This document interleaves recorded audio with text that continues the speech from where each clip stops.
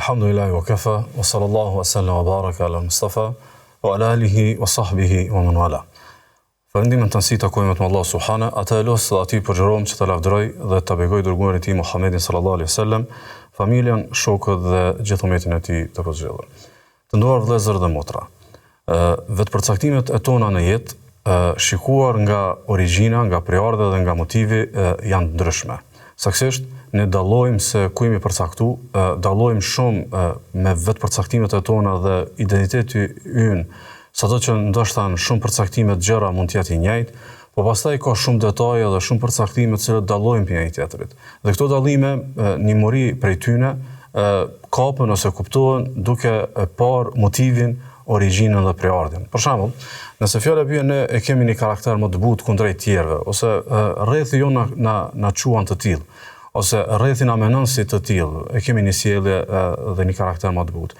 Ndoshta menohet që mund të jetë një investim i joni, mirë po si vetë përcaktim mund të jetë rezultat i preardhjes, saktësisht mund të jetë njëri prej prindve i cili ka pas një karakter të tillë dhe rrjedhimisht prania jote në jetë afër tij, ose të e menun jetë atë si shembulltyr, do thotë e ke marrë këtë si karakter. Ose për shembull, ne mund të kemi një zhargon caktuar të shprehurish, dhe ky zhargon si vetë përcaktim tregon fjala bie me cilën grup shoqëror ne shoqërohemi, me cilën grup kulturor ose cilit përcaktim kulturor ne i takomi në përditshmërinë tonë dhe rrjedhimisht prej tyne pastaj e marrim një zhargon edhe në mënyrë të shprehurish. Ndaj është e rëndësishme me e kuptuar që ajo laramania e madhe e njerëzve në vetë përcaktimet e tyne nuk është për herë do thotë investim. Sa është do thotë një gjetje në realitete thuajse të kryera. Kuptimin që je gjendur para një akti të kryer dhe në ty është mbjell një vlerë, është mbjell një ves, ose një vetëpërcaktim tjetër e kështu me radhë. Mirë po, këto vetëpërcaktime të njeriut, qofshin ato shpirtërore, qofshin ato kulturore, qofshin ato gjuhësore, kështu me radhë, dallojnë jo vetëm nga ana aspekti i origjinës, preardhës dhe motivit, i cili i ka sjell, dallojnë edhe nga aspekti i forcës, stabilitetit dhe jetëgjatësisë, saktësisht në vetëpërcaktimet e tona nuk janë krejtësisht njëjta. Ka disa vetëpërcaktime për të cilave ti ndoshta asnjëherë në jetë nuk mund të heqësh dorë, po ka edhe të tjera të cilat janë ndoshta aq do thotë të dobta ose aq të predispozume për me utret, për me ikë, sa që do thotë mund të dyshosh nëse janë përcaktime do thotë shumë të rëndësishme. Për shembull, mund ta kesh një theks gjuhësor, dhe ai theks gjuhësor ndoshta është i varur në kuadër të një realiteti shoqëror ku ti gjendesh. Kuptimin që nëse ndron atë rreth shoqëror, atë hapësirë ku varian, edhe kalon diku tjetër, ndoshta i theks gjuhësor do thotë hub edhe tretët edhe harrohet. Që i bie do thotë në kukanon vetëpërcaktimi tek theksi diçka shumë themelore, diçka e pashmangshme, diçka që nuk zhveshësh dot domethënë prej saj. Ose për shembull, mund ta kesh një anim kulturor përkithazi me diçka, përkithazi me temat, me prioritetet, me shijet e tua mbi shumë çka në jetë, dhe ky anim kulturor është shumë i varur me një kontekst gjeografik, në kuptimin që nëse gjendesh diku tjetër, kjo ndoshta edhe humb, edhe ndron me një kulturë tjetër, edhe rrjedhimisht ripërcaktohesh. Ndaj është shumë themelore në fillim të këtij vargu mësimesh, në fillim të këtij vargu ligjëratash, që kemi me trajtuar aspektin e të bukurës së Islamit, kemi me folë për bukuritë e Islamit, është rëndësishme me bën një ndalje për me kuptu ose për me shtjellu çka është vetëpërcaktimi më i madh i njerëzve në jetë, ose çka është vetëpërcaktimi më stabil i njerëzve në jetë. Me këtë aspektin e vetëpërcaktimit më të madh ose më stabil, kam për qëllim një domethënie. Saktësisht, një vetëpërcaktim është shumë i madh nëse ai të dominon. Një vetëpërcaktim është shumë i madh nëse ai është ndoshta edhe letënjoftimi yt, prej cilit ti nuk mund të heqësh dorë, ose është ai vetëpërcaktimi prej cilit ndoshta edhe me çata njihesh tek tjerë. Do thotë kush je ti, parafërsisht janë ato vetëpërcaktimet e tua më të mëdha. Dhe e dyta, vetëpërcaktimet më stabile kanë për qëllim ato të cilat edhe nëse nuk janë do thotë të ndryshueshme, megjithatë janë vështirë të ndryshueshme, ose ndrohen me shumë zahmet, edhe ndoshta duhet të investosh për të hequr dorë prej tyre. Dhe në këtë rast, stabiliteti i vetëpërcaktimit do thotë është një domethënie që me një farë forme e pranon ose e menon që kemi jetu do thotë me ato vetëpërcaktime. Ndaj, nëse i përgjigjemi kësaj pyetje, kush është vetëpërcaktimi më i madh edhe kush është vetëpërcaktimi më stabil? Zakonisht, vetëpërcaktime më të mëdha edhe vetëpërcaktimet më stabile janë ato të cilat karakterizohen me dy vlera ose me dy investime ose me dy veçori. Kam për qëllim vlerën, investimin dhe veçorinë e njohjes dhe të dashurisë.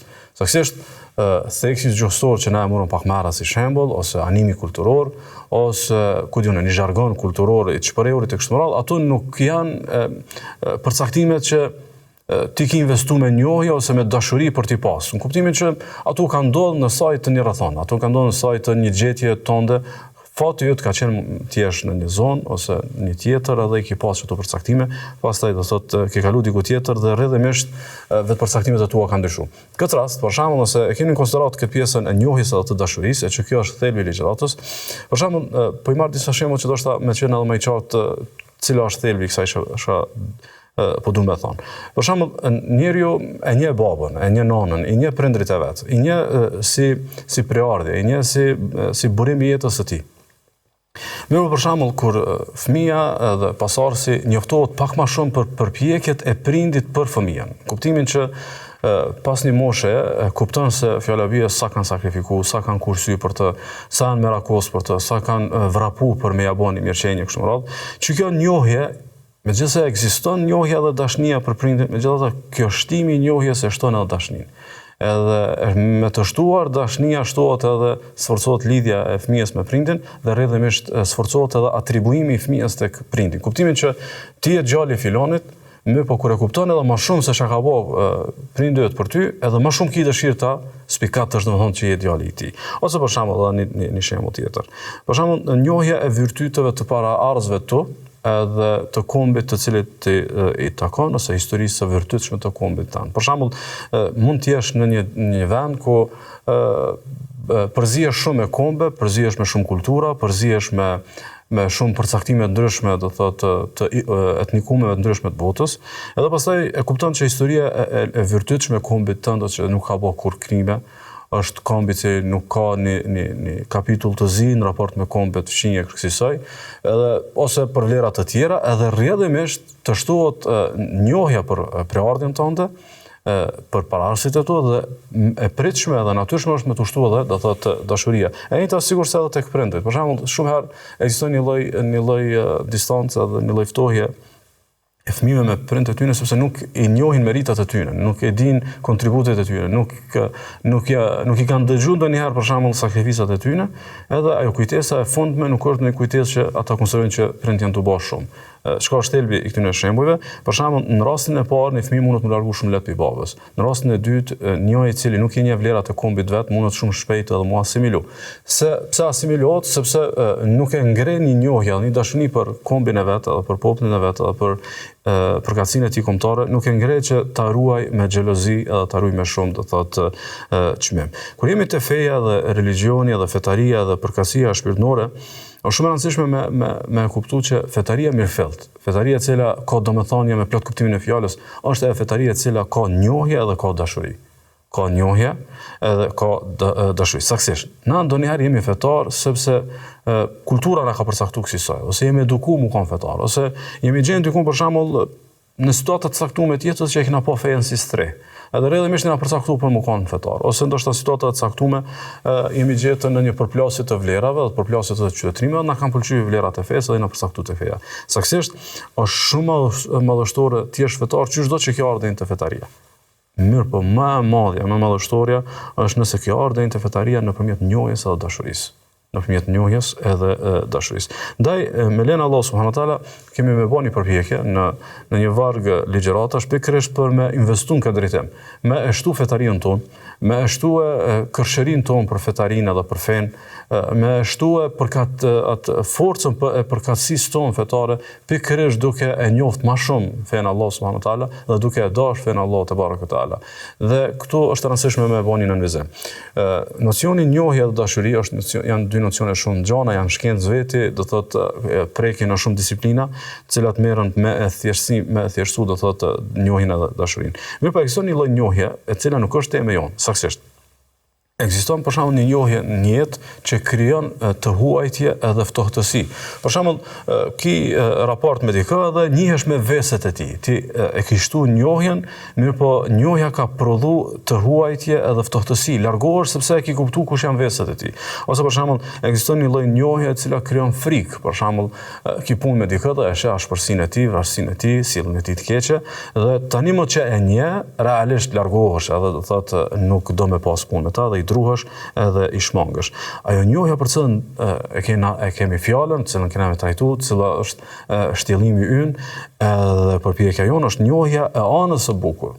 E që këtë feja është e bukur, mirë po duhet ta theksojmë, sepse kjo pjesa estetikës edhe e studimeve që kanë bëjnë me koncentrim tek e bukura, kjo është me një fokus, me një kërshëri edhe me një qasje shumë përpjekt për me pa anën e bukur ashtu sikur së është. Me pa anën e bukur dhe me vlerësu anën e bukur. Saksisht, kemi me folë për anën e bukur edhe njohjen e saj duke fokusuar tek pejsazhi i bukur i fesë Allahu subhanahu wa taala. Që herët, autorë të ndryshëm të fesë Allahut, autorë dhe dietarë kanë shkruar edhe kanë shtjellu këtë temë. Saksisht, bukuritë e Islamit nuk është temë bashkëkohore, në kuptimin që ndoshta të e pas në konsiderat që sot sulmoti Islamit gjithandej, na mundi me hamendsu që realisht është prurje autorë bashkëkohor për me i dalën në mbrojtje Islamit. Jo, kjo është herët e shtjelluar dhe fakti që është herët e ka një domethënie. Do thotë, ne kur e kemi trajtuar herët këta, e kemi trajtuar edhe kur kemi qenë perandori. E kemi trajtuar edhe kur kemi sundu botën.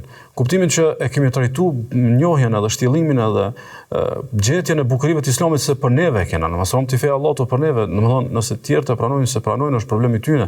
Na si musliman, na si besimtar, na si antar të kësaj feje dhe kësaj përgatësie, na duhet para se më u tregu të tjerëve bukuritë e Islamit, na duhet më pa bukuritë e Islamit. Na duhet më njohë bukuritë e Islamit. Na duhet me di që kjo fe është shumë e bukur edhe bukuria e saj është domethënë e pafundme. Ndaj natyrshme, është e natyrshme tek njerëzit me pasë një perceptim bazë çka i bë bukur. Ose ndoshta nuk kish pi pas shumë sukses me hyrë në zbërthimin e estetikës dhe të bukur, sepse është do thotë e natyrshme tek njerëzit shkon është e bukur, që vlerë është bukuria, edhe madje kjo kalu pastaj edhe në shkencë dhe disiplinë vetë. Në përditshmërinë tonë na ballafaqohemi me krijimtarinë e bukur të Allahut subhanahu wa taala, dhe në fakt çdo bukuri e parë, çdo bukuri që ne e shohim, në fakt na bëhet kjo temë që na të trajtu. Do thotë, na e shohim bukurinë e qejve, e shohim bukurinë e tokës, e shohim bukurinë e bimëve, e shohim bukurinë e natyrës, madje edhe të bukurat i krahasojmë me të bukurat sikur këto që i përmenda. Për shembull, mund të themi e bukur si hëna, e bukur si dielli, e kësaj do thotë si yjet dhe si planetat, në kuptimin që këto krijimtari neve na e thjeshtojnë çka i bë e bukur. Këtë këto krijimtari na e thjeshtojnë do thotë konceptin e të bukurës, mirë po ajo shka tek njerëzit largohet ose tek njerëzit injorohet, pohohet bukuria e kësaj krijimtarie të madhe të Allahut subhanahu wa taala, mirë po a nuk janë këto bukuritë mjaftueshme për me na tregue se edhe feja e zbritur po nga ky Zot është e predispozuar edhe pashmangshmërisht për të qenë e bukur. Kyse Allah te barekuhu teala, në një prej komunikimeve edhe diskurseve se si drejtohet krijesa është pikërisht kjo domethënie. Thot Allah te barekuhu teala, inna zayyana as-samaa ad-dunya bi zinatin al-kawakib. Ne kemi zbukuruar qiellin e poshtëm të, do thot qiellin e fundit, qiellin që është i dunjas, thot e kemi zbukuruar me planete, me yje edhe me trupa qiellor, dhe kur Allah e kallzon kjo zbukurim, kjo është domosdoshmë aksiomatike, na e dim. Po kjo është një reflektim për me ardhur të pjesa e parë, inna zayyana as-samaa, ne e kemi zbukuruar qiellin. Nëse ne kemi zbukuruar qiellin, se kena bërë bukur fen, nëse ne kemi zbukuruar, do thotë edhe këtë bukurim, bukuri, do thonë këtë madhështi, bukuria të qiellit ju e shefni në përditshmëri. Ky Zot që e ka bërë kaq të bukur, do thotë qiellin, nuk i ka bërë fen e tij, ose dispozitat e fesë suaj nuk i do kanë as të bukura. Thot Allah subhana, inna ja'alna ma 'ala al-ardi zinatan laha. Ne çka shenim tokë e kena bërë hieshi për tokën.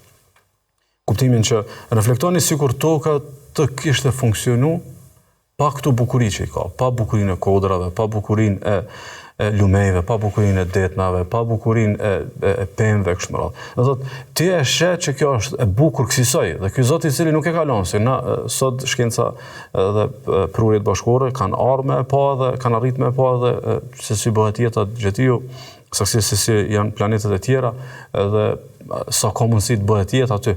Po edhe nëse ka ose s'ka mundësi të bëhet jetë, a janë të bukura sikur se është toka?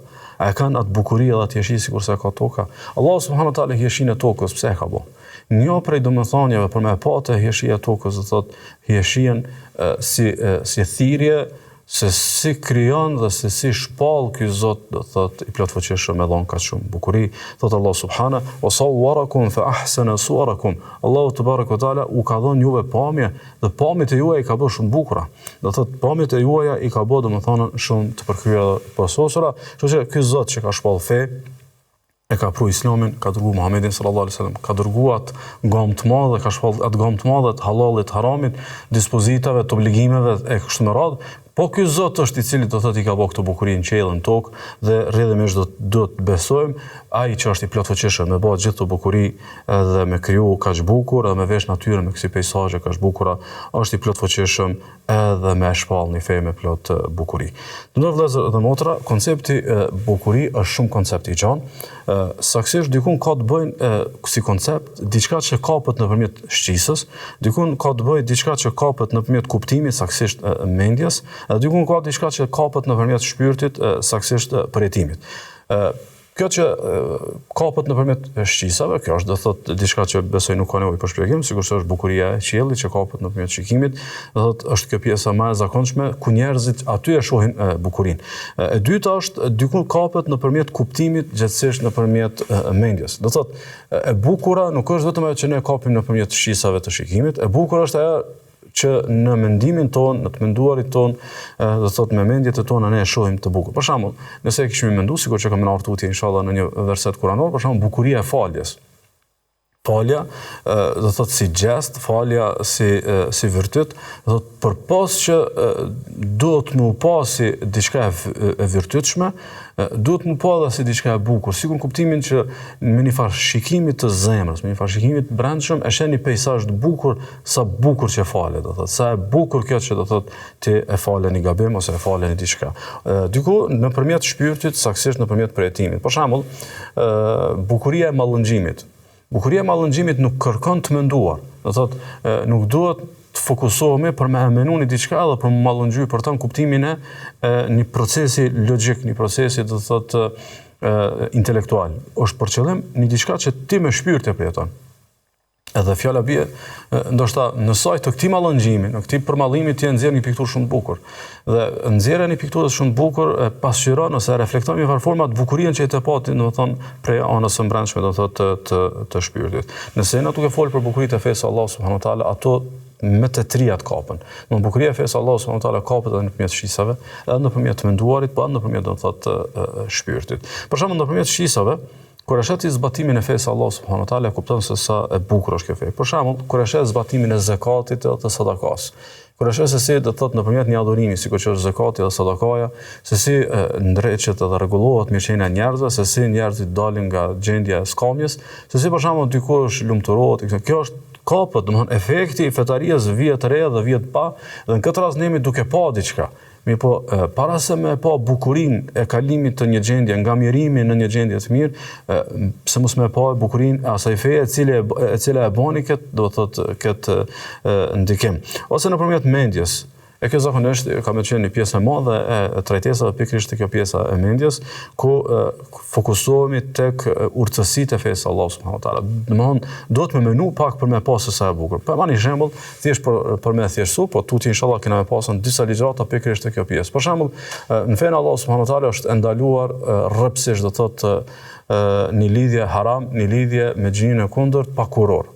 Do thonë është ndaluar imoraliteti. Edhe ndoshta njerëzit cilët kanë prirje tjera, ndalimin e imoralitetit e konsiderojnë sikur privim, sikur kufizim. Po le ta kthemi nga ana e bukur për shembull. Nëse njerëzit, shumica e njerëzve ose në realitetin tonë shoqëror ku vazhdon edhe nga ndikimi i fesë, po edhe nga ndikimi i kulturës së traditës, martesa dhe familja të jetë shumë e madhe dhe shumë e shenjtë. Qysh do të kishte qenë jeta jonë, për shembull, nëse shumica e njerëzve nuk e din kanë babë. I shkon shumë e shëmtuar. Ose edhe një situatë edhe më e vështirë. Çish do të kishte qenë për shembull situata ku do thotë lidhjet nuk do të kishin ekzistuar, edhe njerëz nuk e kanë idenë çka i bë familja, çka i bë bashkëshortë, çka i bë bashkëshort, çka i bë obligime bashkëshortësie, çka i bie ndershmëria kësaj me radhë. Do thotë kjo e kundërta, imoraliteti, fal Allahu subhanahu wa taala, do thotë tek njerëzit e natyrshëm, tek njerëzit me vlera familjare, me vlera të traditës, me vlera njerëzore të mirëqenia, do thotë e kundërta është dalje prej rregullit, e kundërta është dalje tek e shëmtuara, dalje tek e keqja. Ndaj për shembull, nëse analizojmë për shembull kush e ka sjell në këtë vijë këtë konceptin e kurorës ose konceptin e martesës, nuk e ka sjell askush sikurse e ka sjell feja.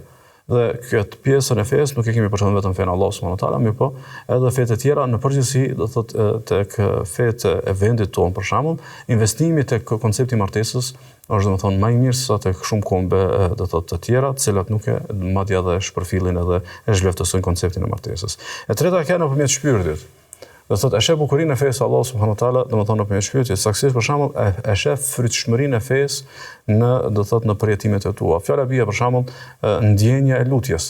Njerëzit shpesh luten për realizimin e diçkaje. Mirë po, aq shumë, do thotë e gjeni prehje, aq shumë e gjeni një rahati si rrëdhimi i lutjes, aty e kupton se sa e bukur pas ka qenë mu pas lut, sa e bukur pas ka qenë ta ketë pas në përditshmëri, do thotë lutjen, edhe të mos e ketë pas lutjen vetëm si një urë për marrë deri në qëllim saktum, por me pas lutjen edhe si, do thotë si prehje, edhe si pjesë e bukur do thotë e përjetimit shpirtëror. Kështu që nocioni bukuri është më i gjanë se sa ngushtimi që ja bojnë njerëzit, saktësisht e kam përshtypjen njerëzit, do thotë kryesisht me prirje prej mediokrësh, mirë por realisht njerëzit më të thellë, njerëzit më të ndritun e kuptojnë që koncepti i bukurisë është domethënë më i gjanë se sa më e kufizuar me shisa. Dhe Allah subhanahu wa taala na përmend disa shembuj në Kur'an, për shembull na tregon kur Jakubi alayhis salam sprovohet me atë sprovën e madhe që ka pasur me humbjen e të birit, e përmend që është deklaruar kësaj, ka thonë fasabrun jamil, unë do të bëj një sabër të bukur, unë do ta kem një durim të bukur. Në këtë rast me duru është vërtet, durimi, sabri është vërtet. Mirë po Jakubi alayhis salam kur shprehet për këtë virtyt, shprehet domethënë me këtë shprehje, e përshkruan atë pjesën më kulmore të sabrit si diçka e bukur. Ose Allah subhanahu wa taala kur na këshillon për me bë sabër, thotë fasbir sabran jamila. Ti duro me një durim të bukur. Ka mujt me thonë, jashtë Kuranit, mund të thuhet për shembull duro me një durim stoik, durim pa epur, durim kësaj dhe asaj. E ka përmend të bukur. Është një thirrje për me kuptuar që njëri kur duron, me një farforme është duke prit diçka. Domthonë durimi ka të bëjë edhe me aspektin e mosngutjes. Domthonë je të duruar se e pret një ditë mirë. Dhe ti kur e pret një ditë mirë me një farforme është aktivizuar imagjinata jote për atë çka të prit. Dhe kjo imagjinat me një farforme e ka një, nëse mund të thoni peizazh, e ka një pikturë mrena që është e pa. Do thotë Jakubi alayhis salam, fjala bie për shembull, i ka humb djali, po kjo pjesa e durimit të tij ndoshta e ka menuar ditën e takimit me të. Dhe me një farforme ka qenë një fotografi e bukur, një imazh i bukur që e ka pas mrena. Dhe rrëdhëmisht durimi i tij ka qenë durim i bukur, dhe Allahu kur na porosit me sabër, me sabër të bukur, pikërisht e ka një prej këtyre domethënieve të kësaj natyre. Thot Allah subhanahu: "O ma khalaqna as-samawati wal arda wama bainahuma illa bil haqq." Ne krijimin e qiellit dhe tokës nuk e kemi bërë për ndonjë arsye tjetër vetëse me të vërtetën, me hak. Nuk është do thotë koncepti i ekzistencës koncept i kot. Wa inna sa'ata la'atiya. Dini se fundi i kësaj bote është në ardhje. Do thotë bota është në shuarje e sipër, do thotë vend dita që shkatërrohet. Thot Allah subhana: "Fasfahi as-safha al-jamil", e ti fal me një falje të bukur. E ti fal me një falje të bukur. Imagjinoni çfarë do thotë çfarë radhitje. Allah Taala përmend krijimin e qiellit të tokës, koncepti më i shpërfaqshëm nëpërmjet shqisave me pa bukurinë. Apo çka është e bukura e sheshen në qiell dhe në tokë. Pastaj Allah Taala përmend që megjithatë këto bukuri që i shihni këtu në ditë shkatërrohen. E kur e mendon që shkatërrohen në fundin ja vlen me fal. Sepse njerëzit shpesh pse nuk falin? Nuk falin sepse llogarisin me këtë jetë, llogarisin vetëm me pjesën e hakmarrjes së tinatit edhe të kujtesës së keqe që kanë me dika. Ndërkohë Allah subhanahu wa taala para se më thonë njerëzve falni me një falje të bukur, Allah i madhësh më thonë, kjo bukuria e qiellit të tokës, në ditë domthonë shkatërrohet. Ndaj mos i përmend krijesat më të bukura, e quan Allah subhanahu wa taala faljen si diçka e bukur. Mandje Allah subhanahu wa taala në Kur'an na jep bukurinë edhe si koncept për diçka që ndoshta përgjithsisht krejt na se kishmi menuar që mundet me kon edhe brenda konceptit të bukurisë. Thot Allah subhanahu wasbir ala ma yaqulun. Ti duro kundrejt fjalëve që ti thonë tjerë. Tu kanë shlu njerëz me ta thonë një fjalë që ti e di që është e padrejt, ose janë duket për fol, ose duket për gjuhë, ose madje duket shpiv. Ndoshta edhe janë tu tranu shumë me fjalë. Thot wasbir ala ma yaqulun. Ti duro kundrejt fjalëve tyne. Wahjurhum hajran jamila, dhe ti bojkotoj ata me një bojkot bukur. Domethënë, ideja që unë e ignoroj, ideja që unë i shmangem, ideja që nuk u avë veshin, ideja që nuk ja lëshoj syt, ideja që do thot e kum përcaktuar këtë durim me e shoqënu me ignorim edhe me bojkot, që kjo në tërësi është bukuri. Kuptimin që ti e tu pa diçka të bukur, kuptimin që ti e tu ke pa, dhe më thonë, në diçka shumë të bukur, dhe më thonë, tu janë disa argumente kuranore për me kuptu që koncepti bukurisë është shumë i gjanë. Koncepti bukurisë është, dhe më thonë, shumë i gjanë, e feja Allah subhanahu wa taala është shumë e bukur, Islami është shumë i bukur, dhe s'ka si tjetë ndryshe përderisa është për Allah subhanahu wa taala, për krijuesit për plot bukuri, me bukuri absolute, dhe krijimtarinë e tij që e ka bërë me përsosuri edhe bukuri të rrallë. E shënojmë Muhamedi Imam Muslimi për Abdullah ibn Mesudit, që pejgamberi sallallahu alaihi wasallam ka thënë: "La yadkhulu jannata man kana fi qalbi mithqalu dharratin min kibr." Nuk hyn xhenat dikush i cili qof sa një thërmi mendimallësie ka në zemrën e tij.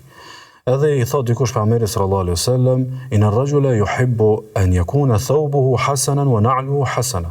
O i dërguar Allah, ndodh që dikush prej neve ka dëshirë që veshjet dhe mbathjet e tij, rrobat e tij dhe këpucët e tij të jenë të bukura. Dhe tani kemi konceptin e të bukurës, të mirës.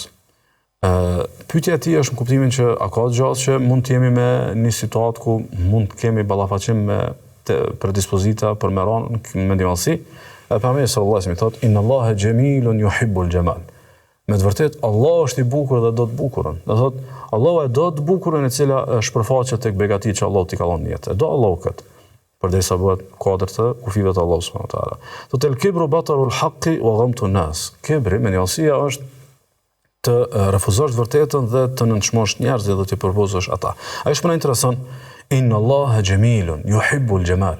Allahu është vetë i bukur dhe Allahu e do të bukurën. Do thot, Allahu e ka një bukuri absolute. Allahu e ka një bukuri absolute. Bukuri në qenien e tij, bukuri në emrat e tij, bukuri në cilësitë e tij dhe bukuri në veprimet e tij. Do thot, Allahu është i bukur dhe do të bukurën dhe krijimtaria e tij është e bukur, sepse vjen prej një madhështori absolut i cili është vetë i bukur. Dhe një rrugë prej rrugëve për me kuptu bukurinë e Zotit është duke parë bukurinë e krijimtarisë së tij. Do thot, po do me pa me kuptu, me njoft bukurinë e Allahut, shihet çysh ka kriju. Shihet çysh do thot ka ditë me kriju. Shihet çysh ka pas plot fuqi për me kriju. Thot Allah subhanahu, sun Allahu alladhi atqana kull shay. Shikoni krijimtarinë e Allahut se si e ka bërë gjithçka të përkryer, gjithçka të përsosur. Do thot, veç një diçka me ndryshu. Veç një diçka me pasën një ndryshim, do thot prej asaj të zakonshme se si Allah i ka bërë krijesat. Domthon e vren që prishet bukuria. Menjëherë kalon në shëmti. Menjëherë do thot ajo që e karakterizon ndryshimin në shëmtia.